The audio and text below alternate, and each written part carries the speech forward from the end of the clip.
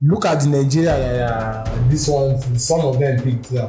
They had 2020 World Cup, we didn't go. 2022 World Cup, we didn't go. 2026 World Cup, we are not going to be there. What's the assurance that we'll be in the 2030 World Cup? Now, my problem is, even if you spend 400 million naira, let's be sincere with each other. No matter the exchange rate, no matter the cost of cost of things now and things like that, you don't build that substandard stadium with 400 million naira. So the likes of Tolu Arokodare, they came in, was doing like a broiler in the field. I don't know what is. Broiler? Yes, now. That boy looks like a local boy. I don't even know what it is. Just because now, like one of my guys will say he looks like a gym instructor. You know what Eagles I'll do? be their biggest fan. You know what Eagles do? Eagles soar very high. Yes. We are not like a chicken. We are like a super chicken. Super chicken. Chicken.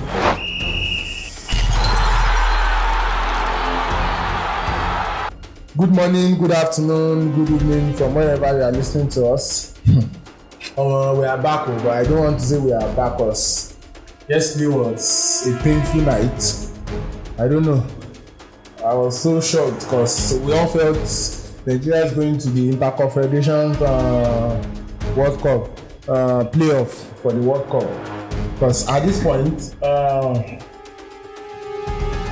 I don't sabi call that name. Interconfederation. At one point, I didn't know how to pronounce that. But my mind don dey set say forget Nigeria dey go there. If dem tell me say na Congo dey go beat us, I go talk say no, say e no possible. Congo shock us yesterday. But at this point, I would say, was I shocked? Yes, I was, but not to that extent. Because the truth is, I've always expected something like this from Nigeria. Because it's not a new thing. This is not the first time we are, because like I said at the beginning of before we played this in playoffs last month when we qualified for the playoffs, I was saying it here that Nigeria shouldn't be happy. Why are we happy? That we should have qualified normally. Like, I don't see the reason why we couldn't qualify normally from that group. But now we went for the playoffs and Nigeria were thinking maybe because of the 4-0 win to Benin, we forgot that we were bad. And they showed yesterday. So, like I said, I've taken it all in and I think I was shocked and I was disappointed. And I think that's it now. We have to focus on what's next. And that's the African Cup of Nations. But before we go into all that, it's African Cup of Nations that comes up next month. I want us to discuss about what really happened yesterday. Like, I want us to pour out our mind and say, like, comment on what happened yesterday, because I'm short of words. Like, I'm really, really disappointed. So, Engineer Ems. Disappointment is an understatement too. For you? It's an understatement for me. Though we expect it, but we expect things like this. But our expectations were kind of high going into the match because we all predicted that Nigeria was going to win the match. And that was because even when I said Nigeria was going to win 1-0, the only person I was counting on was Osimhen. And it's very obvious that these players that are just hiding under the back of Osimhen. And they play behind him. No, they're just hiding behind him because they are not really leading as we think they are going to do. Because I don't know how we have so many players that are playing top flight football and they come to the team and they are playing woefully. I would not want to blame Eric Chell. If any other coach handled this particular team, I don't think we would have gotten to this position. I don't think we would have even gotten to this position. Because those players, they are so rusty. It's like we are trying to patch so many rusty players together. We don't know how bad it is, how it was until we got to this stage. We knew it was bad, but now it's very obvious that the sort of players we have, they are just bad players. They are not that good like we think they are. The only saving grace they have is Osimhen. And it is very, I feel like, even if not for anything that yesterday, if there's one thing person that they have to play for, it's for Osimhen. Osimhen has been doing almost everything. And it's now gotten to the time where you need to turn up for him. Really, at this point, I don't want to pick one person out and say it pains me for this person, actually, because the truth is, by the time Osimhen has a chance of going into another World Cup now, he'll be 31 years of age. He didn't go to the last one. Osimhen has never been to a World Cup. That's why it's more. It's not good for. I don't think it's good for his kind of profile. For his kind of profile, moving forward. Because at least you have to play. Yes, he's playing in Champions League, but World Cup is another bigger stage when it comes to country football. And as it is looking like this, I won't lie to you. I don't think Nigeria can give him that. No, they can't give him that. Now, before we go on, like I don't want a situation that we want to move away from what we are talking about. But I want us to talk deep, like going deep. No, I'm still going to touch some parts anyway. Look at. We keep blaming the likes of our country boys that plays for England. Don't you think it's justified at this point? Our country boys playing for England? No, like our country boys playing for other countries. Like, there are some players that are eligible to play for other countries. You understand? And when we hear that they are not playing for Nigeria, that they are, let's say the likes of Alabama that played for Austria, the likes of SAGA, Bukayo Saka, and people like that are playing for other countries. Like when Nigerians hear it, they feel like, they are not doing the right thing by playing for other countries. And why are they not playing for Nigeria? But now, like this, look at the Nigeria. Some of them picked now.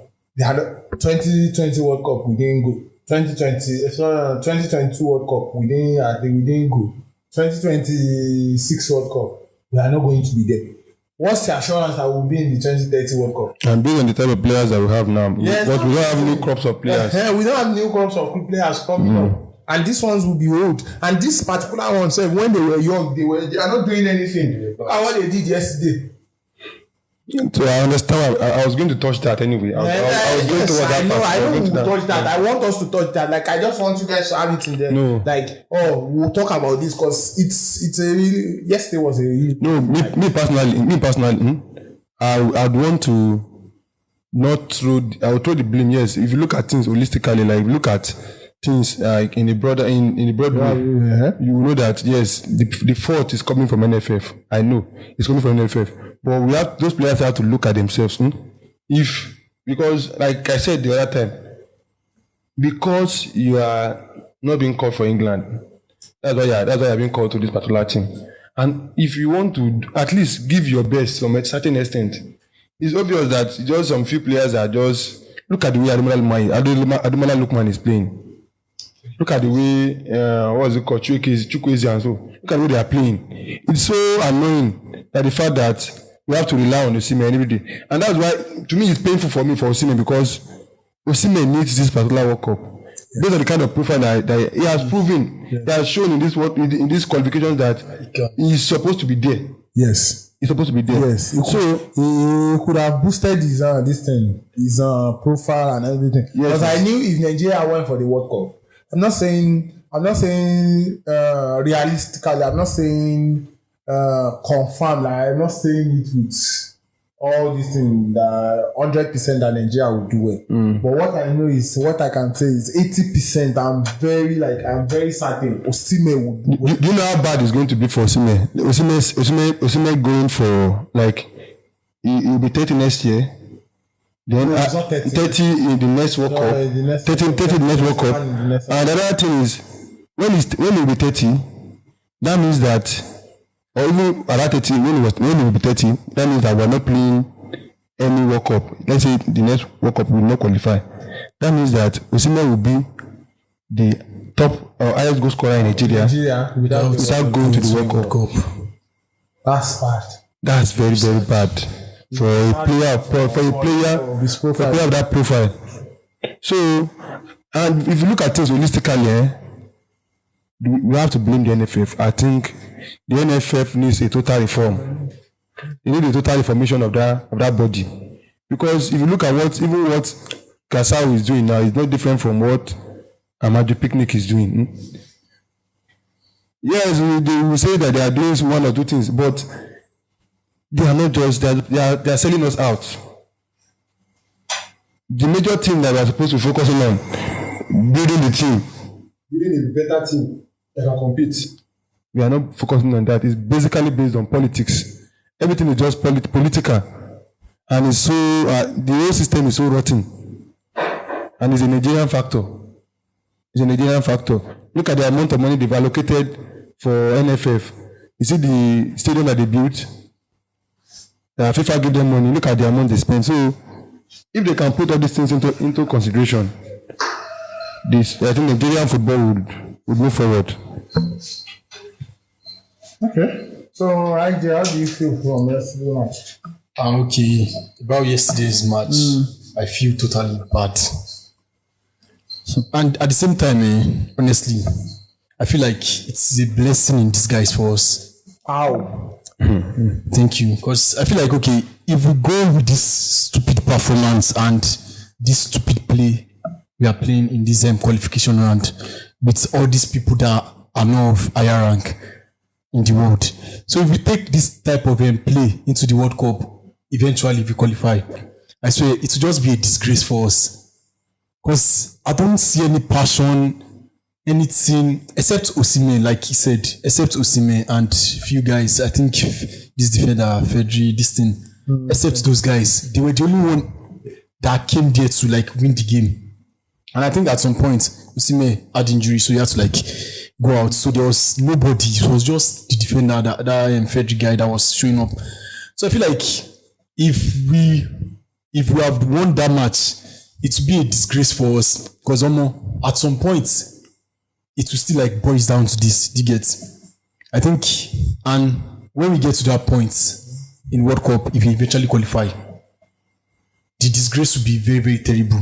So I feel like it is still manageable at this point. But the truth is, I understand where you are coming from.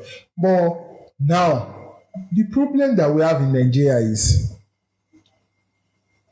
do you think we can manage the situation? Because yes, there is an adage in my own language. Money agboto taji agbára ló lọ mú wa. You understand? It's just like you are fighting. You have a ram and you are using your ram to fight, and it goes back. Obviously, the ram going back wants to go and regain its power or something. Now let's say, Nigeria is failing to qualify for this year's champion, for this year's World Cup, for the next World Cup, which comes up in 2026. Now my problem is, he said something. Let's not forget the bigger problem. Yes, the players are they are bad. Let me just put it that way. The players is also a replication of the bad governance. Thank you very much. But the truth is, we should all remember that this set of players are replication of the bad leaders that we have in the NFF. Yeah. You get what I'm saying? Because the truth is, let's say, there are times that I want to use England as a reference, because I believe it's just like, I don't want to say a parent country, but they are what we can say closer to Nigeria when we go to So now England, there are times England's their set of players are bad. Yes. The times of them Walcott after them Lampard. You understand? Those times. The crops of players they had then were not that good. You understand? But the truth is, they had a good leadership in place when it comes to the FA. You understand? Because of that good leadership in the English FA, it made them improve over time. Now England is looking. You can't say England. We can't go to this thing, the World Cup, the 2026 World Cup. If you are asked to say, who are the favourites to win this thing? Before you mention 5, you mention England. Yeah, I'm very certain. You mention Spain. You mention England. You mention Argentina. You mention France. You can't say you want to mention 5 and you don't mention England. It is not possible. Yeah. You understand? It's because of the work they are doing. Now, my own problem is, I'm not saying this thing, because I've been hearing it and I keep correcting people. I don't know, maybe it was you that keep saying it. I don't know. the idea of giant of Africa, it pains me to my bone, like deep to my bone, because the problem is now you are not successful every time. That's the truth. You can never be successful every time. So it is not a bad thing if we say Nigeria is not going to the World Cup this year. Yes, Italy too didn't go to the last time out. You understand? But that doesn't make them a less of European giants. You get what I mean? But the truth is there any assurance with this same NFF that we have the crop of leadership? Because we keep saying this one will leave, this thing. Imagine Pinnick was there, it was not moving forward. Yeah. The next person took it over, it was not moving forward. Who knows who the next person that will take it if it will move forward? What's the assurance that we will go next time? That you are saying this time around is saving us the shame of World Cup. And if, what you said is, you know, we talked about England. If you look at the structure of the England team, of the England League, if you want to see a country that thrives, or a country, even a football team that thrives, is go and look at their league. When you see their league is well structured. If NFF, at this stage, you can't be waiting for our boys that are in diaspora, people that are in England, that they want them in England. They will now be calling them, because we didn't provide the lifestyle that the way they are supposed to, like, you know, when you give them the lifestyle that they're supposed to live. Everybody, we can see it what happens in the Nigerian league. You see people cutting people's throats. It's just so very bad. I don't know. Because if the NFF can put all those things in place, if our league is okay, then we can boast of like picking players from our leagues and say, yes, even the way our league is still bad, there are still some players that there are still players that we can still pick. But they're not making the environment. If they're not making the environment conducive for them to play the better football. If there is a conducive environment, if you call this one this time around and he plays for 2 matches and he started fucking up, sorry for the word, you move on with, like, you put another person, you pick another person, because obviously we have 20 teams playing in the MPFL. Yeah. So at this point, I don't know what to say. You understand? I don't even the South African league we are talking about. Look at most of their players. They are from the league. Look at Egypt. Look at Congo that Egypt. We played. Most of their players are from the league. Congo that we played, the DR Congo we played yesterday. It was out of the 11 players, I'm very certain maybe some would have come from their league. Yes, now. A lot. At some point, they had to bring some people. South Africa team that qualified ahead of Nigeria, most of their players are from their league. That's because the bodies that are in sport. Now, my own problem is we are complaining about teams.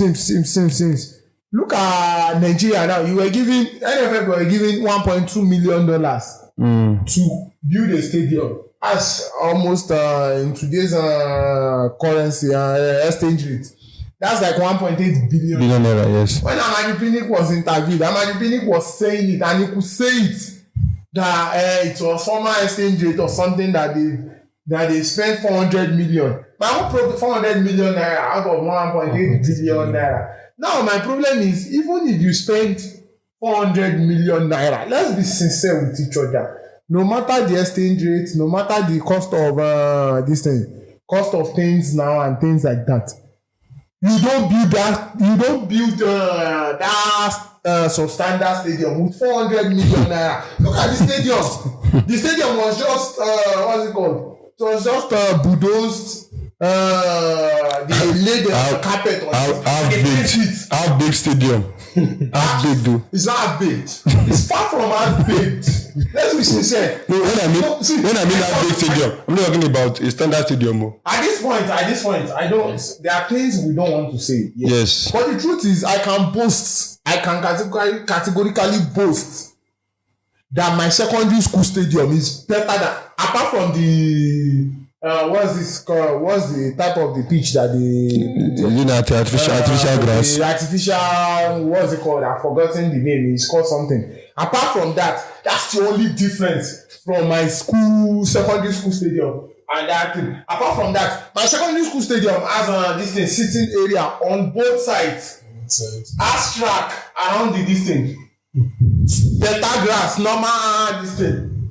You can't use 400 million, build that. Because the truth is, I don't think things like that, if NFF is coming up with things like that, build a good stadium. At least that stadium will serve as a home ground to maybe Zamfara State or something, their team will play there. Even for FIFA to have come outside, FIFA would have already done their investigation. Because I see the truth is I understand where you are coming from, but it is a whole lot.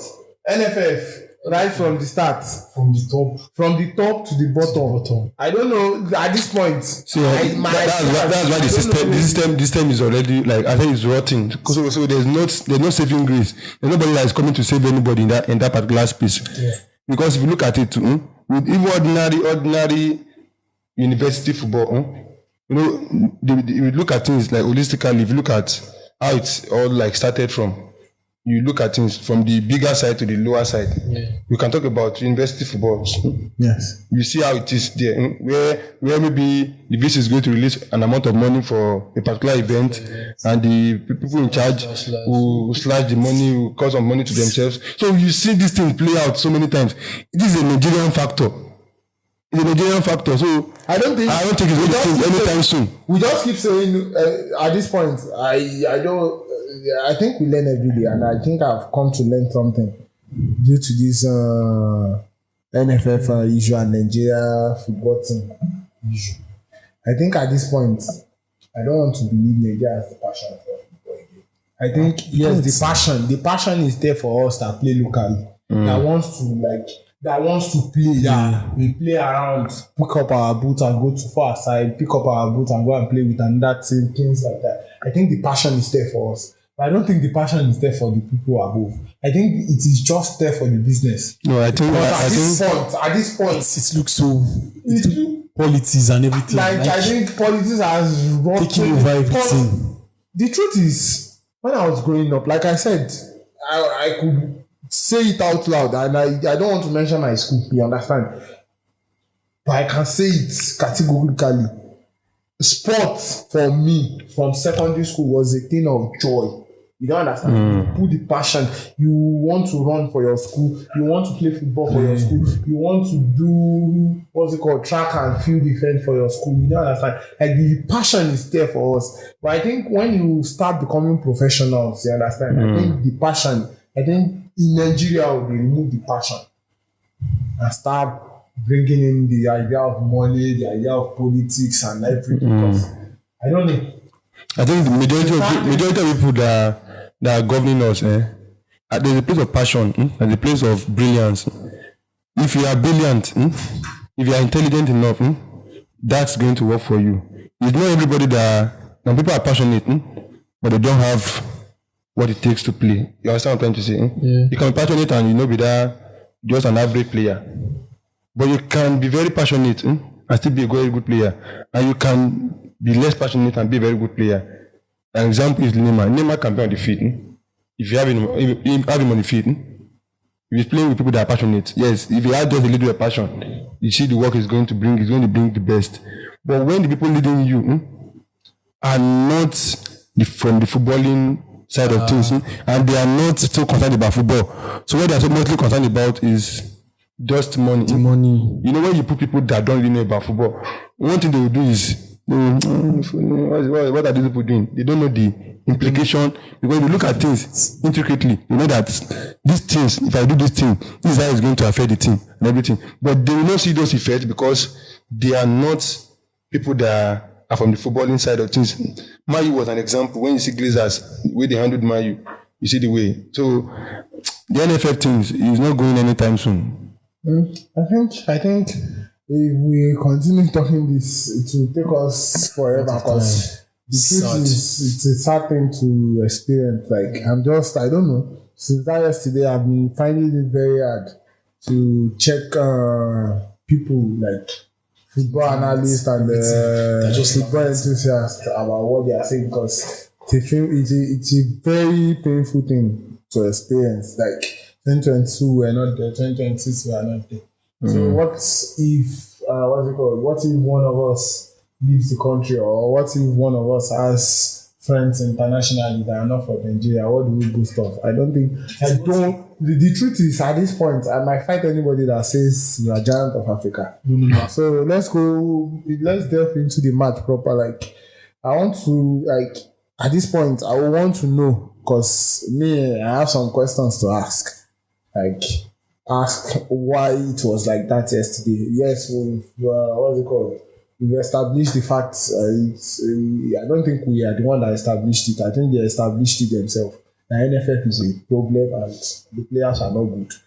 But I want to ask, do you think it was Victor Osimhen's injury that made us, to an extent, not get the second goal or win the match yesterday? Because I want, like you said, he's one of our main men, and I think everyone rests on his back. So quickly, do you think his injury or his absence is him not completing the match? Like, was it part of the reason we lost yesterday?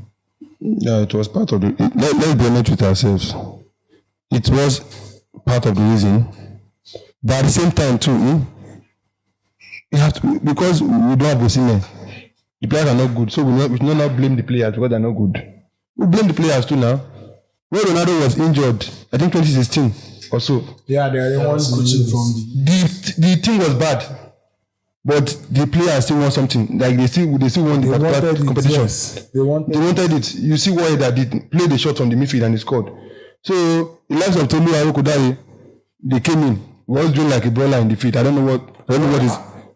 Broiler? Yes, now. That boy looks like a local boy. I don't even know what it is. Just because now, like one of my guys will say he looks like a gym instructor.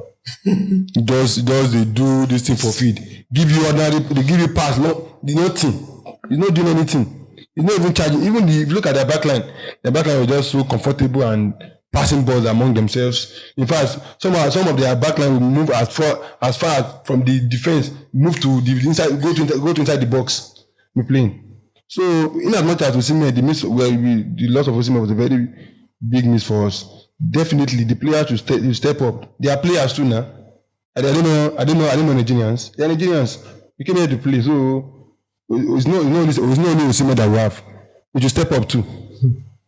So IJ, don't worry about the question but I want to ask you a personal question. Do you think Eric Shell's change of his midfield setup yesterday also was a factor? Because I think at one point, why did because we had a winning formula, yes. Yeah.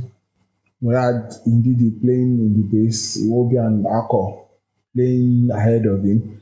Because at that point, when I saw the lineup yesterday, I was so shocked why he was using Frank Onyeka with Ndidi and this guy Iwobi. Because I felt yes, they might be tired, they may be fatigued due to playing 120 minutes in the last match before the prior match before this finals. But still, I don't think it was because they had the time to rest. Yeah, they had the time to rest. So why did he change it? I don't think I don't want to believe that he made a mistake. But I want to hear your opinion. Honestly, to me, I feel like it's a mistake. Because me seeing this Iwobi, when I saw the starting lineup and I saw Iwobi there. Iwobi always start our match now. But you didn't expect Iwobi to start. Is that what you are saying? Yeah, because honestly, he didn't give anything to the match. He didn't add any quality to this thing. He was out of the game. I don't know what to say about this Nigeria. This thing is very, very, very sad. Because honestly,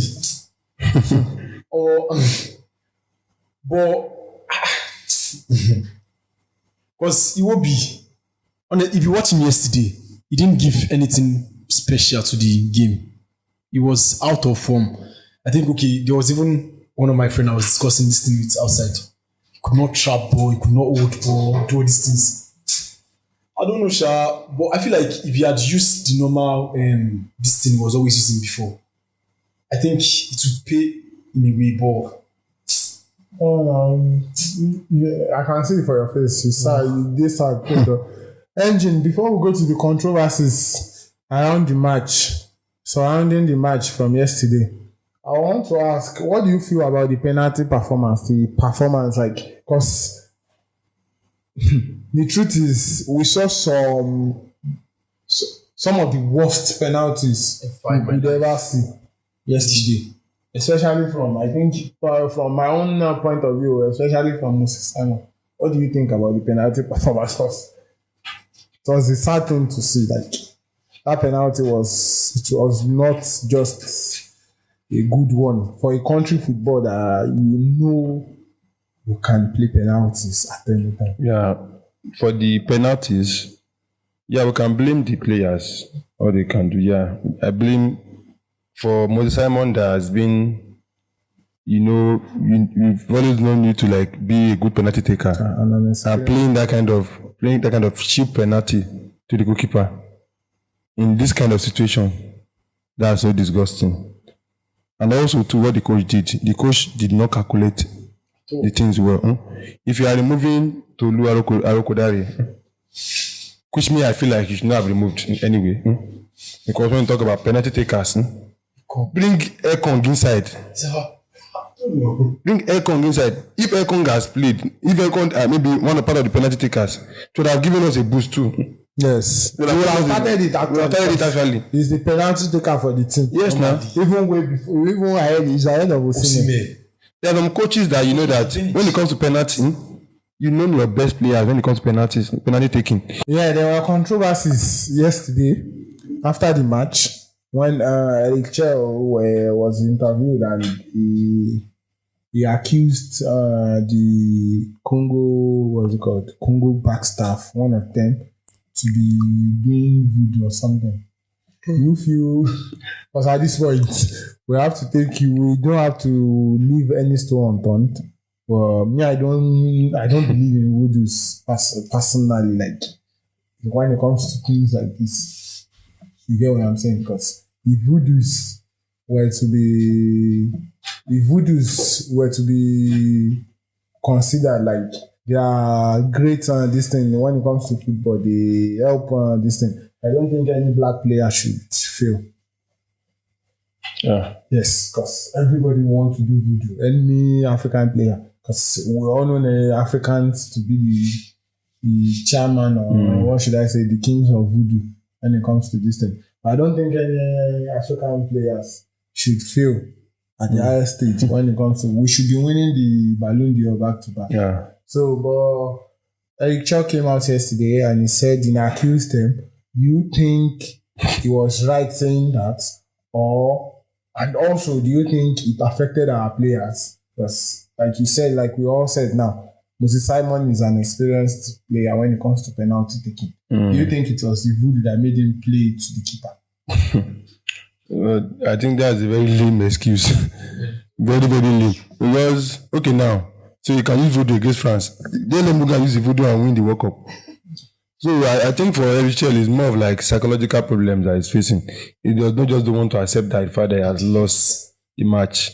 He's just looking for excuses. We've seen it happen with people over the years. Lose a match and say, what's it called? And it's lot used to say that the team are playing too defensive football, that they are sitting too back, sitting too low. That's why they won the match. See, so it's just a limitless excuse. So I don't see anything wrong with what, even if they do the voodoo self, I don't see anything wrong. Go and do your own voodoo too. Your people were here too now. It's the voodoo that say we should play bad, or it's voodoo that doesn't know that we are players are not good. No, I don't accept that. I know that's not acceptable. So you don't accept that too. I don't accept it. He was just looking for an escape route. For, I don't know, maybe the shame or everything. He was just trying to hide under that. That was not a great thing to see. For it to come out and start. It's painful. The people Nigerians say that we get juju pass. More use our juju now. So, at this point, I think we've said what we could, because it's a very painful thing. So it was a very painful match, and it has happened. We want to, like I said, move on to the next chapter, which is the AFCON. At this point. So the quietness, everybody is just, the whole internet is just quiet. Nobody is saying anything. The truth is, like, I know our friends, and all Super Eagles and what's it called? All Super Eagles supporters. I want to say this: we all feel hurt at this point. Like that's the truth. I can't really say there is a Super Eagles what's it called? Super Eagles supporter currently that do not feel hurt by this thing. So the result against DR Congo was a punch to the gut for every supporter, and I think we'll have to look past that and move on because we can't like this. I want to solicit with everybody. I want to beg everybody not to stop supporting the Super Eagles because they need us now more than ever. The AFCON is coming up, and what's it called? We want to win this thing. We want to win the African Cup of Nations come December. So to console ourselves. So the truth is, the pain we feel is a legitimate one. It is right. We should feel this pain. We should lash out.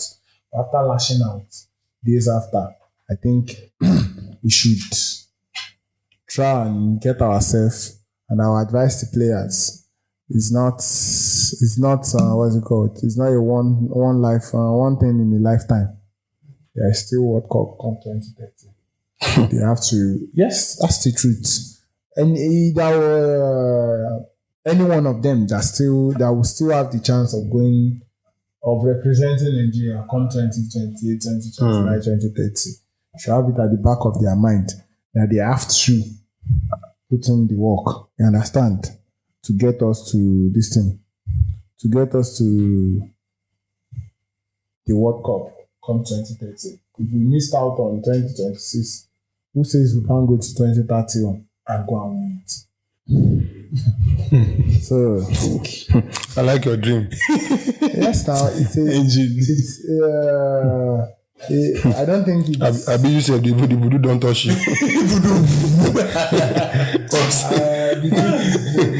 The truth is,